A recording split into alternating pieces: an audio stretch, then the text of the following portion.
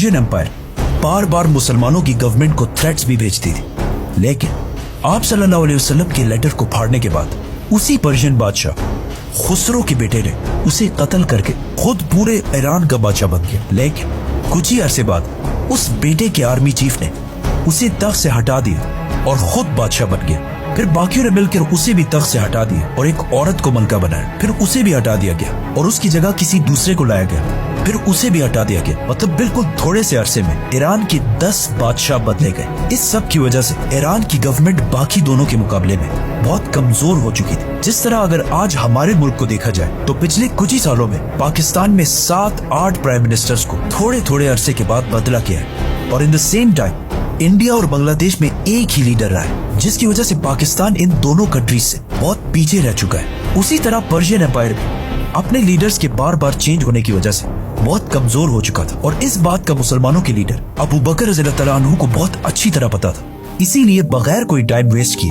उन्होंने 2 बड़े फैसले किए कि पर्शियन एम्पायर पर हमला करने वाली फौज में सिर्फ और सिर्फ वो मुसलमान होंगे जो खुद इस जिहाद के लिए वॉलंटियर करें और जो ना लड़ना चाहें वो ना लड़े।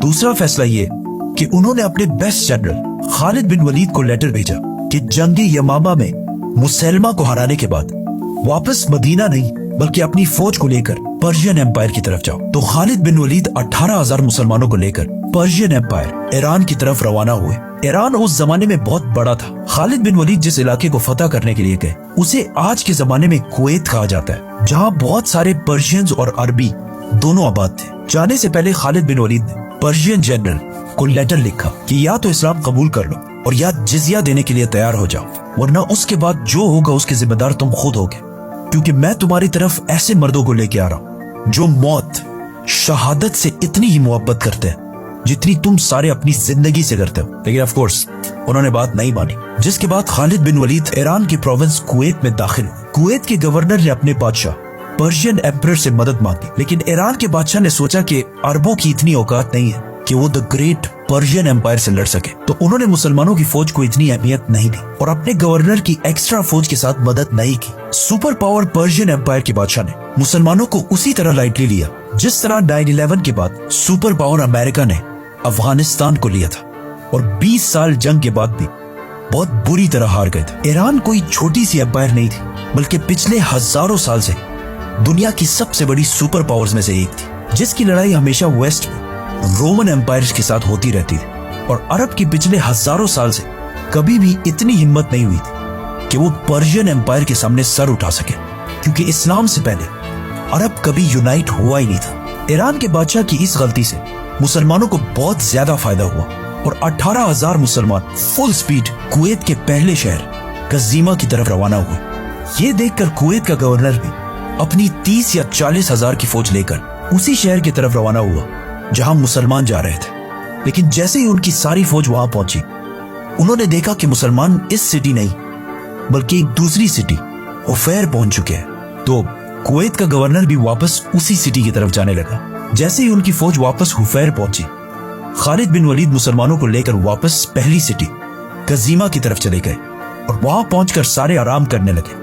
तो वो दोबारा अपनी सारी फौज लेकर वापस कज़ीमा की तरफ चला गया। लेकिन जैसे ही उसकी फौज बिल्कुल थक हार कर कज़ीमा पहुंची, उन्होंने देखा कि सामने मुसलमानों की सारी फौज बिल्कुल रेडी उनका इंतजार कर रही है, जिसकी वजह से इस फौज को रेस्ट करने का कोई टाइम नहीं मिला।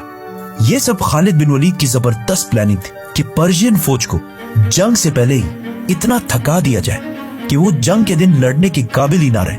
नाउ मुसलमानों की फौज और पर्शियन एम्पायर की फौज में बहुत बड़ा डिफरेंस था, क्योंकि पर्शियन एम्पायर एक सुपर पावर थी और उनकी आर्मी को दुनिया की बेस्ट आर्मी समझा जाता था। लेकिन इतनी प्रोफेशनल फौज होने की वजह से इनका बॉडी आर्मर और सामान हमेशा बहुत ज्यादा और बहुत भारी होता था, जिसकी वजह से उनकी फौज को एक जगह से दूसरे जगह जाने में बहुत मुश्किल होती थी। जिसके मुकाबले में अरब फौज कोई फौज नहीं बल्कि बस आम मुसलमान थे और इनका आर्मर और सामान बहुत सिंपल और हल्का होता था, जिसकी वजह से इनकी स्पीड बाकी फौजों से बहुत तेज होती थी। इस बात का खालिद बिन वलीद को बहुत अच्छी तरह पता था कि अगर हमें पर्शियन एम्पायर से जीतना है तो नंबर्स और ताकत से तो हम कभी भी इनका मुकाबला नहीं कर सकते। हमें सिर्फ अपनी स्पीड यूज करनी पड़ेगी اور اسی سپیڈ کو یوز کرتے ہوئے انہوں نے بہت تیزی سے رومن اور پرشین ایمپائر جیسے سپر پاورز کو گرا دیا تھا، جسے ہم پورا ایکسپلین کریں گے تو سبسکرائب۔ آخر پرشین فوج اور مسلمانوں کی فوج تاریخ میں پہلی دفعہ آمنے سامنے ہوئی